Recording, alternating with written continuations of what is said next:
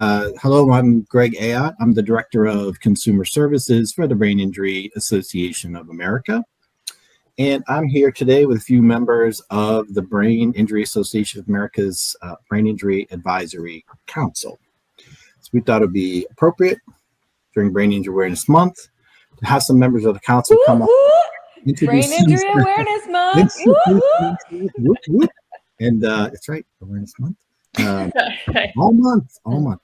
And come on and just kind of introduce themselves and just talk a little bit about just kind of awareness and understanding, kind of how they got into it, maybe some encouragement and tips for folks that are kind of just getting started out. So just a little about the Advisory Council. So the Brain Injury Association has a Brain Injury Advisory Council. It's a group of survivors that work collaboratively to meet the mission of the association. So they work together to kind of increase the awareness and understanding about brain injury. Most recently, got my prop, they did a very nice article in the most recent issue of The Challenge. You can find this on the BIAA website about life after brain injury. We've done some short YouTube videos that have just been posted up. We thought this would also be an opportunity to kind of talk about awareness and understanding. But first, I'm going to give a chance for folks to kind of just introduce themselves for a few moments. And I'll start with Angela. Hey, I'm Angela Lee Tucker, and I began my advocacy journey in 2008 when I sustained an injury in a car accident where my husband died in that car crash. And I've been on this amazing healing journey like many of you ever since. Excellent. Thank you. Thanks for coming. Thanks for being here. Next, Anne. Sure. Hi. I began my brain injury journey in 1997 in a car accident where my head went from side to side and back to forth. And I'm not diagnosed at the time and have been recovering for the last 25 years, is still recovering, living well, trying to live well after brain injury. Excellent. Thanks for being here, Anne. Thanks for sharing some of your expertise. And Kelly? Hi, I'm Kelly Pogrifka. I'm from Virginia. I was hiking one day and got a tick bite where I sustained a few illnesses from that. And because of that, I fainted. And it was a concussion, which I had had dozens of times before in my life. And I was over all the rest of them within a couple days. And now it is 8 years later, and I am still very debilitated by it every single day. And I'm very excited to be a part of this council. Excellent. Thank you all for kind of coming and sharing your stories a little bit. As you can tell, each of you have kind of come to this very different experiences, very different times, time frames, kind of post-injury. And so one of the questions that we get a lot when I get folks that are contacting us is they want to, work to increase awareness and understanding about brain injury. And for a lot of folks, it can feel, they don't know where to start. It feels like a big thing to do. And it is, right? You think about trying to change how the public understands and perceives brain injury, that feels overwhelming. So one of the questions I wanted to kind of throw out to you guys and have you share your experience is, one, how did you get started in trying to work to increase awareness and understanding of brain injury? I'm going to start with Anne. She's been at it the longest. She's the OG. She's the OG. This is a great question to think about from retrospect, right? Yeah. And sort of how did I get started? And my goodness, I was a PhD economist, and I had this injury, and I was trying to work again. And I was slowly being diagnosed, but I was like, I had to tell everybody.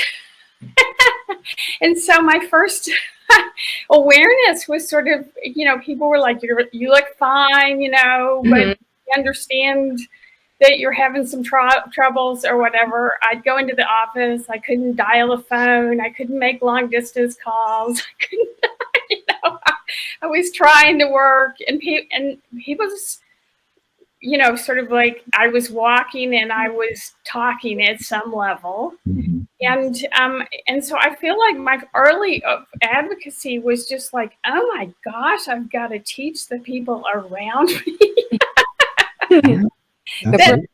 something wrong. I'm not hospitalized. I have a mild TBI, but I cannot work the fax machine. I cannot do my job. I cannot read Time Magazine. I can't read. And later on, should I stop there? Yeah, stop there because I will circle back to a couple of those things, but I want a chance for Kelly to kind of throw in her 2 cents as well.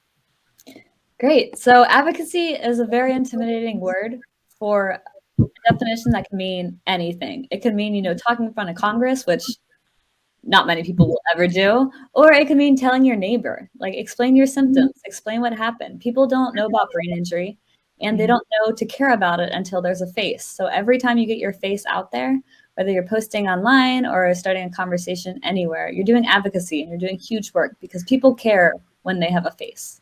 Amen. So put your face there. Well put. And Angela? So brain injury is an invisible disability. Without people advocating, it'd be very easy for brain injury to be overlooked. And awareness means helping survivors to be seen. It can be as simple as a bumper sticker on our cars, or involved as attending National Brain Injury Awareness Day to advocate on Capitol Hill with our representatives, where I met some of these ladies for the first time. Right. So one of the kind of the common themes I'm hearing Hi, Anne Marie. Glad to see you're here. I know I see some folks in the comments. I see Jay from Alaska. Joe, what's up? Thanks guys for coming. So one of the common themes is this idea that it's not a one-time thing, right? So the awareness and understanding, it is like telling people 75 times for it to start to turn their perceptions around a little bit, right? The amount of repetition that's needed to kind of start people to think about it a little different is enormous. And that's why I wanted to ask Anne about that. I mean, you've been doing this a long time. You feel like, have you learned over the years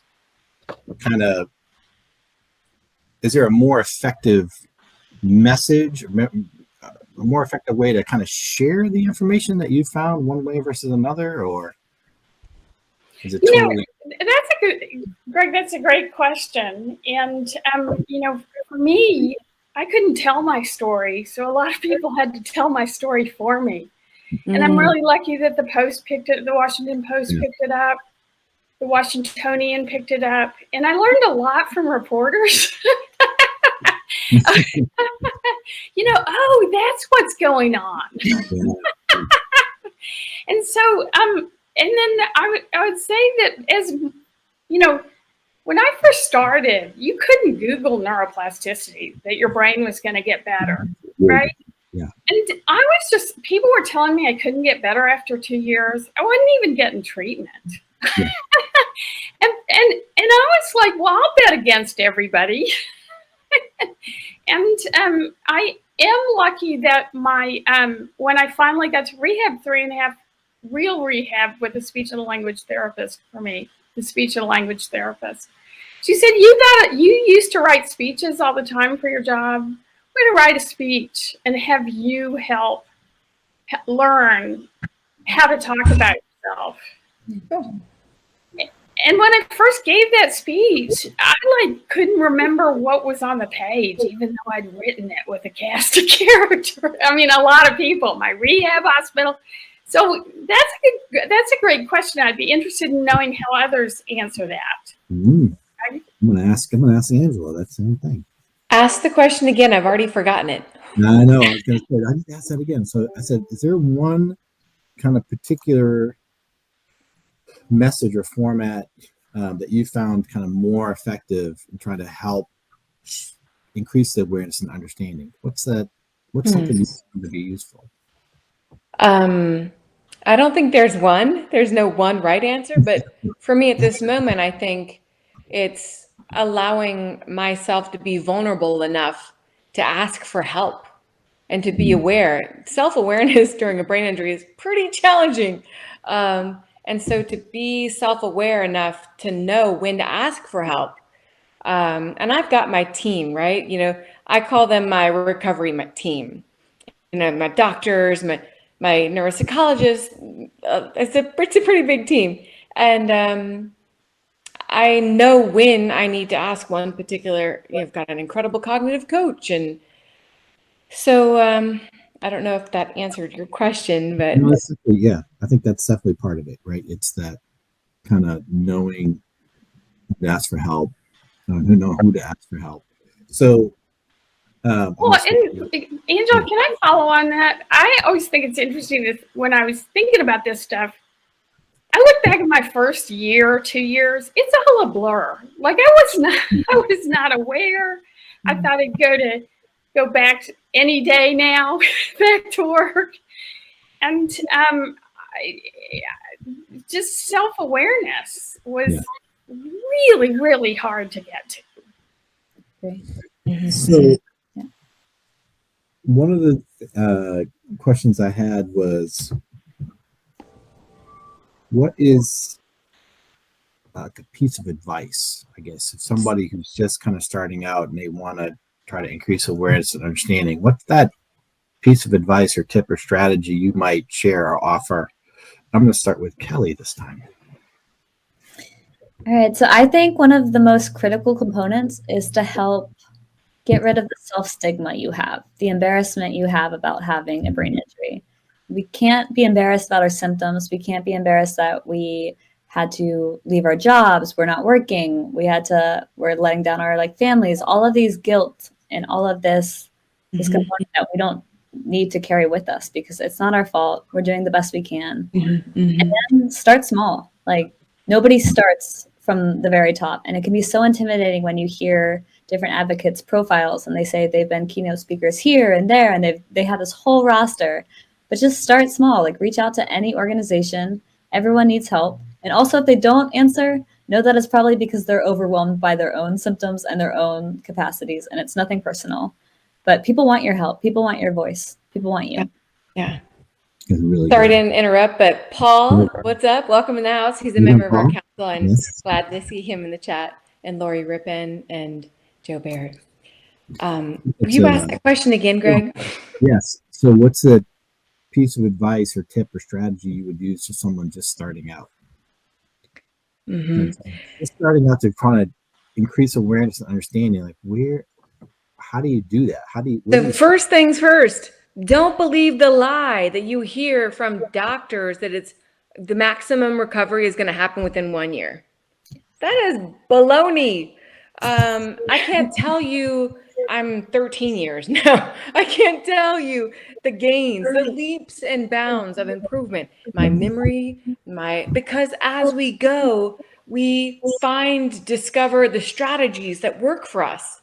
My note-taking skills are dope. And when this journey began, I was a mess. I'd be on hold for a phone call and not remember who I was on hold for or what the call was. You learn and grow awareness and strategy, and getting into communities like this where people can offer tips. It's very, very helpful. So don't believe the lie that your recovery is maximum. Somebody in the chat said they're at 3.5 years. You've got a lot of healing and growing to do, and learning. It's all about learning about these new selves. We've got to love our new selves. And once we continue to discover and know ourselves, we get better at this second life that we have. I think that's a really good point. An important thing to think about is, I'm going to generalize a little bit, but I know when I get calls from folks who really want to work to increase awareness and understanding, there are folks who understand they're not a finished product, right? Amen. They're not talking about I'm past my brain injury. Let me tell you how I did it. It's more, I'm living this, and instead of looking back at what I lost, I'm turning around and looking at what I can do and how I can pay it forward and maybe try to help others. who are kind of going to be coming behind me. So, but that's an Yes. important point. It's not a, I'm done. I'm perfect. I'm good. Yes. Or, And getting back into the old shoes, they don't fit anymore anyway. Taking steps backwards. I want to give a shout out to Carol Starr, 22 years and still growing. She's on our council too. So Ian, I wanted to ask you as well. So you've been doing the awareness and understanding outreach for a long time. So what was the tip or strategy that you found kind of helpful as you were starting out? So I didn't think there was a piece of, say what? You've been doing this for so long. Maybe He's the OG. More yeah, and I thought I'd be done by now, I gotta say. And by the looks of it, there are a lot of OGs in our chat. Folks are telling us. Injuries. But I think that, you know, we stand on the shoulders of other people. Yes. And I know, I can remember the day my accident happened in DC, and I went into Barnes and Noble, and there was like 10 books, right, in the brain injury section. You know, now it's huge. But I think I picked up Claudia Osborne's book. She was a doctor from the inside out, and or something like that. And she just talked about how she wanted to write her story to help others, to be in the situation. If others were in the situation that she wanted to give them her learnings. And I think it's so important to, like Angela said, advocate, but tell your story. And it may never help you, but maybe somebody else will learn something from it or be inspired. And what is the tip, Greg? I think every time I hear an advocate talk, like, it reminds me of where I've been. And it's like things go off in my brain. And so it's so meaningful to me to just be around the other advocates. And I'm 25 years out, like, to be remembered where I've come from and how my words could make a difference in somebody else's recovery. So in this, I saw a couple of comments, like Christabel had mentioned. Hi, Christabel, how you doing? It's good to see you here. So she had mentioned how much awareness has grown through the years. And you think about, you had talked about when you were first injured, it was really hard just to find someone who understood the injury, that could talk to you about it, that would talk about not just, hey, how many deficits are you going to have? And you have a one-year window, right? To now where the mindset is not really that, where there's not that for 6 months, that's all the recovery you're going to get. Like, there's definitely a change a little bit in the mindset and culture of what recovery might look like. The plus and minus is it's still an open-ended question, right? It's still, we don't know how long recovery can take for a person, right? For some folks, there might kind of, it gets to a point and it stops. For other folks, it will continue. So we don't know how that. But I challenge that. I don't think it ever does stop, Greg. I think that we're continuing to learn. I challenge that I think with the gains and the medicine, the changes in medicine, the discoveries being made all the time, I don't think that any of us, original gangster or not, are going to stop healing. I think that so long as we affirm that for ourselves and choose to continue to move forward. And look, there are days when I slide. There are days when I might not want to get out of bed and maybe feel sorry for myself. And because I had a pretty amazing life before the injury. I was a VP of a PR firm in New York City, and those days are long behind me. And that's okay. It took a really long time to let that go, but I love this new version of me. I love this new community that I'm in and get to be a part of. And so, Kelly, do you have anything to add? I think that's perfect. Yeah, exactly. You may not be the same person, and it may be a lifelong journey, but also don't get discouraged from that. In a lot of support groups and stuff, you hear from the people like us who are still living with symptoms. You don't hear from the majority of people who don't have symptoms. So don't feel like you're in for a life sentence. Right.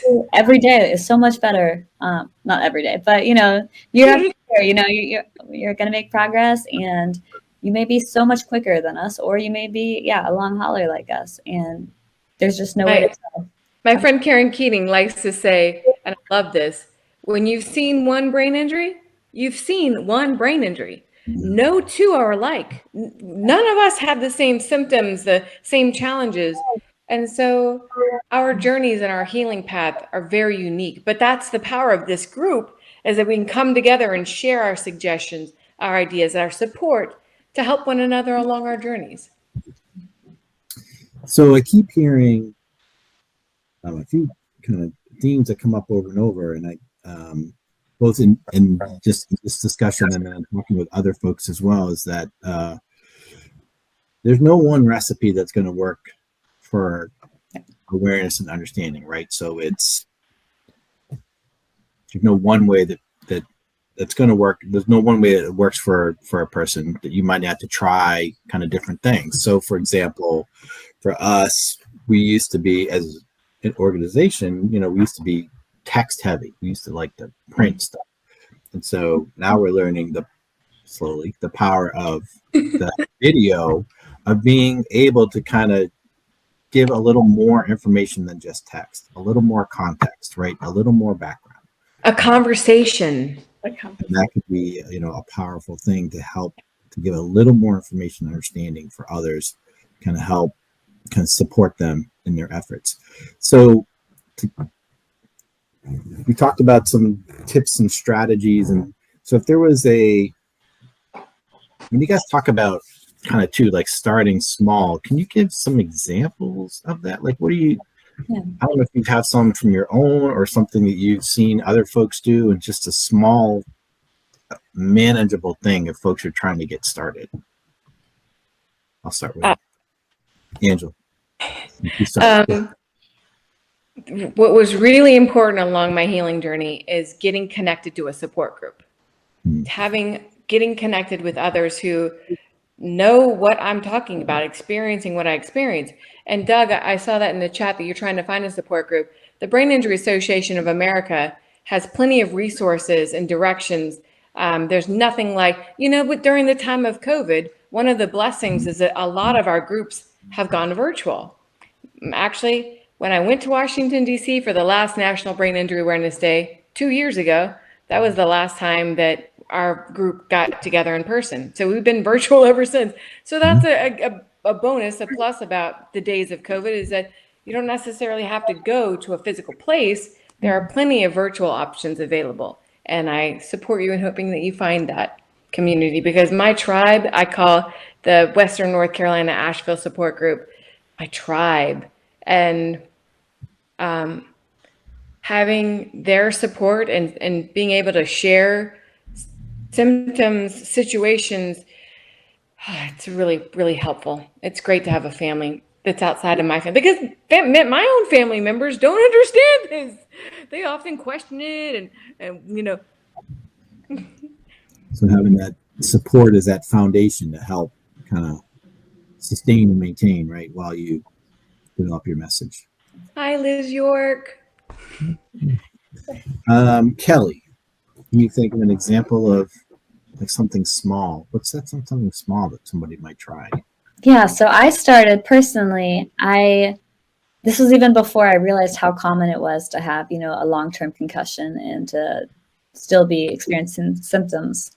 And I was so overwhelmed because I constantly felt like there were a million therapies to try and also zero therapies to try. And so I started trying to break it down. I like research, and I'm not trying to glamorize, the position I was in, but I had a lot more privilege than a lot of people in my position. So I was able to research a lot. I was able to try a lot of the different therapies. So I started writing descriptions of them. I would do a little research, and if I was able to actually try that therapy, I would follow up with my own specific experience. Awesome. Gosh. Yeah, and I started posting it just like on Instagram, and then I had, like a small website for a while. And, it was never huge, and it didn't really matter if many people were reading them, because again, if it helped one person decide like, hey, should I even bother like wasting like my money, my time, my hope on this specific therapy, then maybe it works. And of course, I don't believe there's any one therapy that helps every single person. So you have to take that with a grain of salt when you're like reading things online. What works for you might not for me. Right. But yeah, so I would just write Instagram captions and see if they would help anyone. I just wanted to share what I was learning because it was such hard work for me, and I wanted to make it a little bit easier for someone else. You know, as you were saying that, it struck me that we never know when the impact from our words will take place, will happen. That's right. That's right. right. You send it out and go, I'm going to tell you that I still share Anne's story with people that I think like this is what they need to hear, because it was similar to, you know, something they're experiencing something similar. Like, you need to read this story and see that this, one, has been going on a long time. Two, there are other, you're not alone in this, and three, there's support, there's help out there for you. So you never know when that impact in the story you're sharing. It's the ripples, right? It's the ripple effect that this video now is going to live somewhere. And so it will keep touching lives and hearts. And I'm grateful for that. I'm grateful for that. I see Josh, a former member. What's up, Josh? He said he used to share stuff on MySpace. So whoa, somebody's dating themselves. It's important. Even if you don't realize it, even if people aren't, telling you that you're doing important work, every time you're sharing something, it's very important. And you don't know who's, even if they're not liking or commenting it or saying like, hey, this has changed my life. You never know who you're going to reach and make them feel a little bit less alone and give them a little bit more hope for their day. That's right. And a few people have asked about, I can't find a support group. Reach out to the Brain Injury Association, to our National Brain Injury Information Center. We certainly have information about support groups in different parts of the country, about a lot of the virtual. It's definitely more groups that are happening online and virtual that would allow you to kind of connect with others who may not be near you geographically, but you still can kind of connect with. And I think the other piece I wanted to share too. So obviously March is Brain Injury Awareness Month, and we're hoping— my favorite month, not only because it's my birthday month, but Brain Injury Month. We hope that folks will use the hashtag More Than My Brain Injury as they share things on social media. Yes, please use that hashtag More Than My Brain Injury. Hashtag More Than My Brain Injury. More Than My Brain Injury. And there's more information and resources that folks can share at the website, right there, BIUSA.org/raise awareness. Great information there. You don't have to do something big and grand. I think sometimes folks think about awareness as like being in a packed auditorium and talking to hundreds of people and changing one person at a time. It's a conversation at a doctor's office. It's talking to your neighbor, helping them understand what's going on. It's these conversations that happen happenstance, or talking to a support group or a church group or something small that really exposes people to information that they weren't aware of before. So it's a process. So I wanted to, I didn't really have any other questions. I didn't know if anyone had closing comments, some things they wanted to talk about. I wanted to look through some of the comments we had a lot of comments on the Facebook feed, but see if I can't find some questions. On Facebook too? Cool. Oh, we're on Facebook.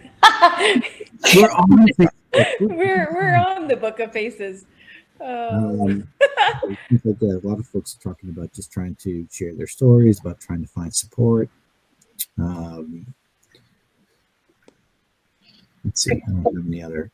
Greg, if you look at the host chat, Lula has sent over some specific questions. Oh, she did. She's so good.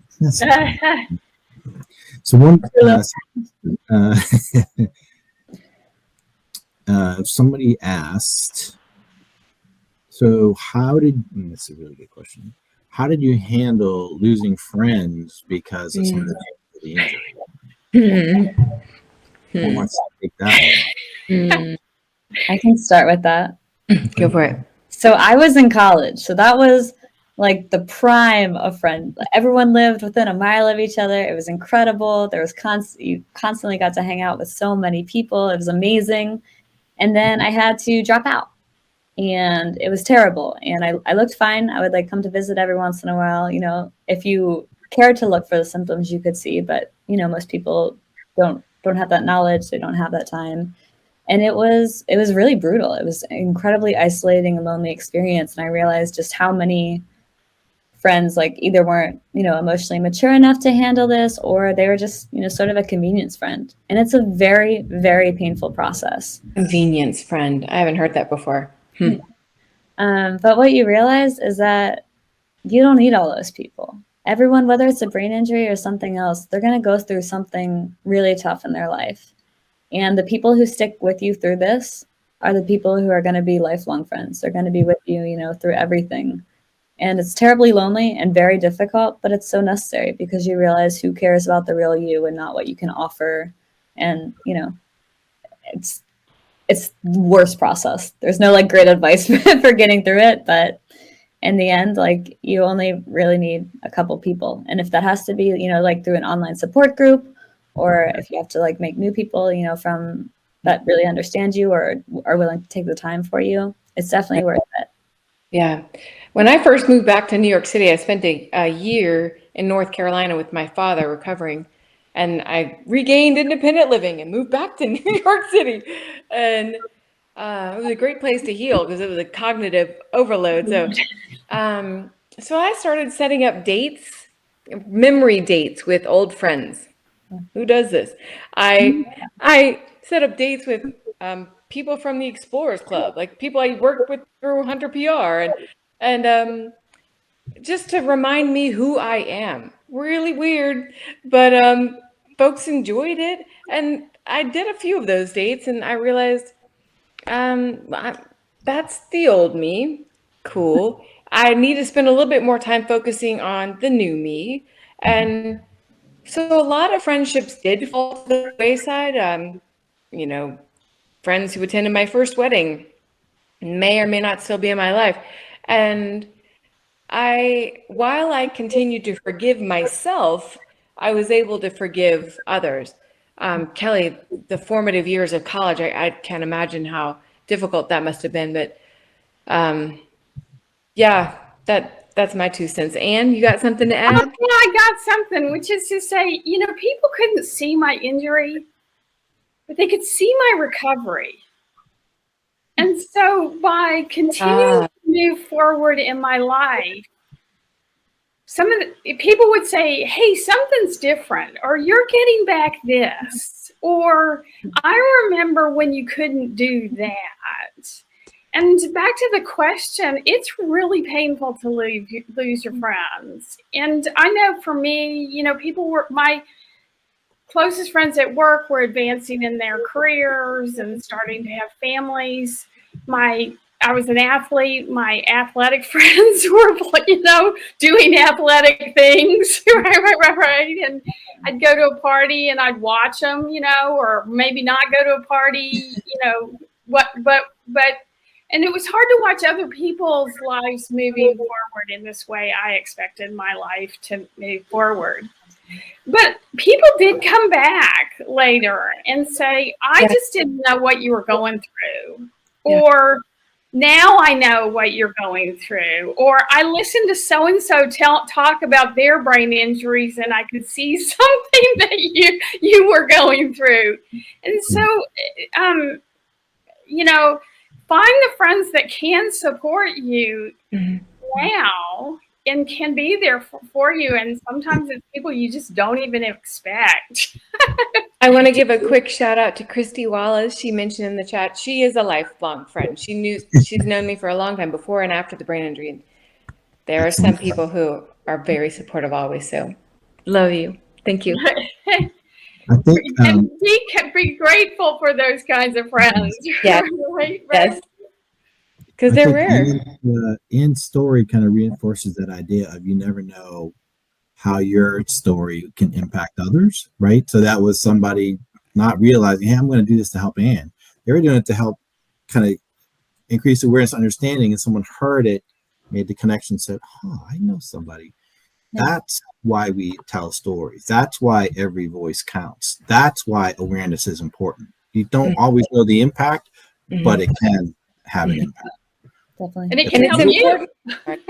And it's important to protect communities who are often unable to protect themselves. Right. So my last kind of closing comment would be, I know folks have asked some more specific questions in the Facebook comments. I would encourage folks to contact me through the National Brain Injury Information Center and call. They can email me to ask more specific questions. And if I can help kind of direct folks to places, I'm more than happy to do that. I can't do it right now because I'm on Facebook. So, one of the questions that was asked is, and this is a hard one for each of us, what's the biggest thing that specifically has helped us heal? Yeah, I saw that. Who wants to take that one? The biggest thing that helped you heal. That could be a long one. I would say neurofeedback, but also so many therapies helped like a little bit. Right. Yeah, little tweaks. Percentages were important. Yeah. I would be nowhere without it. So Yeah. they all were important. Yeah. Yeah. And different therapies work at different times. And if you find the right timing, The right combination too. right. Right therapy at the right time. Yep. It's important to be empowered. Like, I, as a professional, I hired my team, right? Like, I wasn't gonna go into an office and sit on a couch and let this person ask me. You can be empowered. You're welcome to decide who your team is. And if you don't feel synergy or connection with a particular doctor, it's time to look for another doctor. And when I moved to North Carolina, I interviewed doctors in New York City for my mental psychology support. And after that interview, I found the right fit for me. So I empower you all to be an active participant in finding your healing team. That's An a really advocate for yourself. Yes. Yeah. Right. You are your own best advocate, no doubt. Absolutely. So, all right. I want to thank everybody for coming today. Except for folks who have more specific questions, we'll certainly try to reach out. You guys are always welcome. If you have questions or comments or things that you would like us to talk about in future videos, send them. Please. We'd love your feedback. We'd love your direction. Want to know how we can be helpful. So Angela, Kelly, and Ann, thank you all for coming today, for kind of sharing a little bit about your experiences, your expertise. Thanks everybody for participating. I hope everybody has a fantastic rest of the day on Friday and a safe and happy weekend. Thanks everybody. Bye, y'all. Thank you.